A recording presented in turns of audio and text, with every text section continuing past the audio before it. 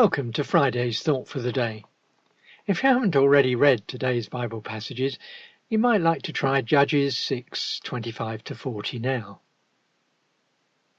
Gideon's first act was to try to set things straight in his own camp. He and his servants went by night to do a spot of statue removing, to tear down the community's altar to Baal on the hill above the town. Defended by his dad, Gideon gets away with it. But his next task is to raise an army and attack the enemy. Despite being filled with God's Spirit, he suddenly gets a fit of the vapors. Really? Look, God, he says, I'd like you to show me conclusively that you're going to do this. I'm going to put a sheep's fleece on the threshing floor, and you know how sometimes there's a heavy dew in the early morning? Well, just do it on the fleece. Nowhere else, and that'll prove it, and I'll believe you. And God does it.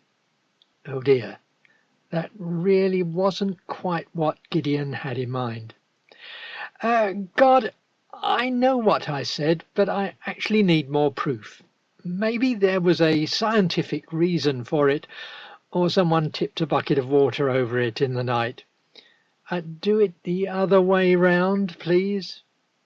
And remember, this is someone who only a little before had been doing a brave exploit and has been filled with God's Spirit. That doesn't make you any less human. But in the face of such doubt, God does it without batting an eyelid. We've already encountered God's patience with the nation. Here's God's micro-patience with an individual who's rather like us. A prayer. Father, be patient with me as I learn to trust you. Amen.